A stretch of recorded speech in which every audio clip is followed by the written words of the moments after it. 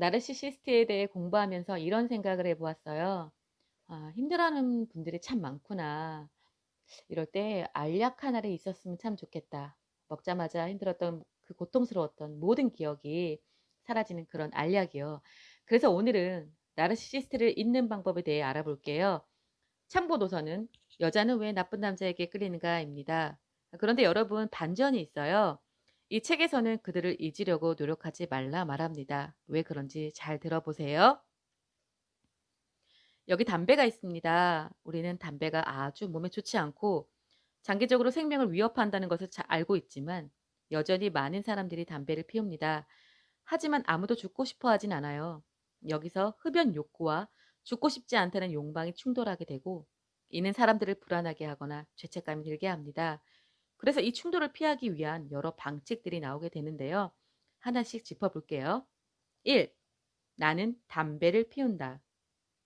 2. 담배는 사람을 죽게 한다. 마음을 불편하게 만드는 이 상황에 직면해서 우리는 어떤 행동을 할까요? 우리는 두 믿음 중 하나를 바꿀 수 있습니다. 담배를 끊을 수도 있고, 담배가 사람을 죽게 한다는 것은 거짓말이라고 생각할 수도 있습니다. 하지만 우리가 담배의 유독성에 대한 확고한 지식을 가지고 있으므로 이것은 어렵죠. 다행히도 두 믿음 사이의 불일치를 해소하는 다른 방법이 있는데요. 제3의 믿음을 하나 끼워 넣는 거예요. 하지만 나는 운동을 한다. 하지만 나는 몸에 좋은 음식을 먹는다. 나는 술 마실 때만 담배를 피운다. 혹은 담배가 아니어도 다른 것이 나를 먼저 죽게 할 것이다와 같은 믿음이 그것입니다. 이렇게 새로운 조건을 하나 추가함으로써 상충하는 두 믿음 사이의 직접적인 충돌을 피할 수 있는데요. 마지막으로 그냥 다 상관없다는 식의 태도를 취하는 방법도 있습니다. 다 상관없으면 걱정할 것도 없으니까요. 흔히 고등학생들이 마지막 방법을 많이 취하는데요. 담배가 나를 죽이든 말든 상관없어. 내가 태어나고 싶어서 태어난 것도 아니잖아. 하지만 이런 합리화는 그리 오래가지 못해요. 단지 순간을 모면하는 방법일 뿐입니다. 나르시시스트와의 연인 관계에도 이런 비슷한 합리화 과정이 나타나는데요. 여기에도 두 가지 상충하는 문제가 있죠. 잘 들어보세요. 1. 나는 마이크를 사랑했다. 2. 마이크는 나르시시스트이고 인간 쓰레기였다. 서로 상충하는 이 두 문제를 어떻게 화해시킬 수 있을까요? 앞서 말씀드렸듯이 두 믿음 중 하나를 바꾸는 방법이 있습니다. 나는 마이크를 사랑하지 않았다라고 바꾸는 것이죠.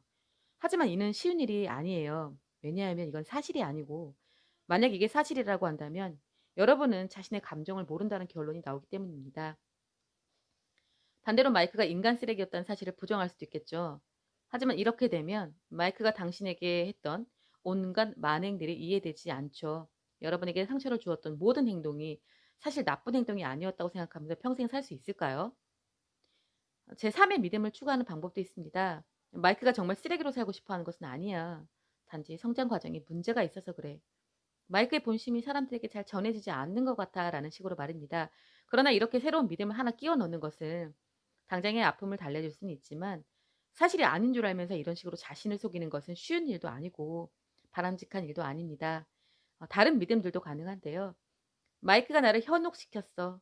마이크가 어떤 놈인지 잘 몰랐어와 같이 생각하는 것이죠. 이건 사실이에요. 하지만 이 방법은 또 다른 부조화를 불러옵니다. 결국 여러분이 마이크에게 조종당했다는 것을 인정하는 것이니까요.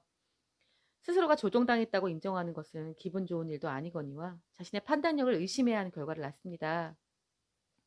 어, 헤어진 남자를 위해 말도 안 되는 변명을 늘어놓는 것보다는 사실 위의 방법이 더 좋은 것 같아요.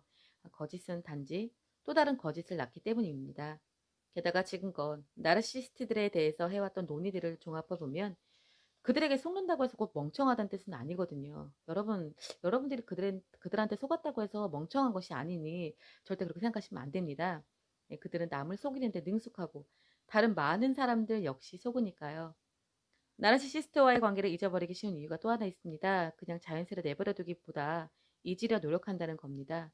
잊으려고 의식적으로 노력할수록 오히려 더 잊기가 힘들어요. 이는 아주 간단한 방법으로 확인할 수 있는데요. 실제로 보여드릴게요. 하얀 북극곰을 본 적 있으시죠? 지금부터 3분간 하얀 북극곰을 생각하지 않으려고 노력해 보세요. 어떤 일이 벌어졌나요? 아마도 처음에는 다른 무엇인가를 생각하려고 노력했을 거예요. 하지만 곧 자신이 북극곰을 생각하는지 확인하려 시도하다가 북극곰을 생각하게 됩니다. 결국 하얀 북극곰은 여러분의 머릿속을 떠나지 않습니다. 잊으려고 노력할수록 계속 떠오르는 것이죠. 북극곰을 생각하지 않은 방법은 억지로 잊으려는 마음을 버리는 것입니다. 그러다 보면 자연스레 하얀 북극곰은 여러분의 머릿속을 떠나 북극으로 돌아갈 것입니다. 연인 관계도 마찬가지예요. 지난 연애를 잊어버리려 억지로 노력할수록 오히려 더 거기에 매달리게 됩니다. 매일 아침 일어나서 좋아. 오늘은 내가 반드시 마이크를 잊겠어. 라고 다짐한다고 생각해 보세요. 그런다고 그가 잊혀질까요? 이미 마이크 생각을 해버렸잖아요. 하루를 정리하려고 침대에 누워 오늘은 마이크 생각을 하지 않았어. 라고 확인한다고 생각해 보세요. 있는 게 아니죠. 안 좋았던 기억 때문에 그에 대한 생각이 날 때마다 다쳤던 마음의 상처들이 하나하나 다시 살아나듯 아플 것입니다. 그래서 억지로라도 지우고 싶을 것입니다. 하지만 그런 노력을 버리는 것이 중요해요. 가끔씩 마이크 생각이 나는 건 당연한 일이라 받아들이고 그냥 자신의 삶을 사는 겁니다. 마이크는 한동안 나타나겠지만 점점 마음속에서 희미해지겠지요. 나르시시스트들은 연인 관계가 끝난 이후에도 심리적인 고통을 유발할 수 있습니다. 이건 여러분이 이상하다는 뜻도 아니고 나르시시스트와의 연애가 뭔가 특별했다는 것 뜻도 아닙니다. 그냥 자연스러운 심리 현상이에요. 나르시시스트의 행동이 앞뒤가 맞지 않았기 때문입니다. 정확하게 말하자면 그들의 행동이 그들을 사랑했던 사람의 입장에서는 앞뒤가 맞지 않기 때문이지요. 그렇다고 해서 억지로 잊으려 노력하는 것은 오히려 좋지 않습니다. 나르시시스트였던 상대방에 대해 있는 그대로 받아들이고 다시 삶을 이어가는 것이 중요합니다.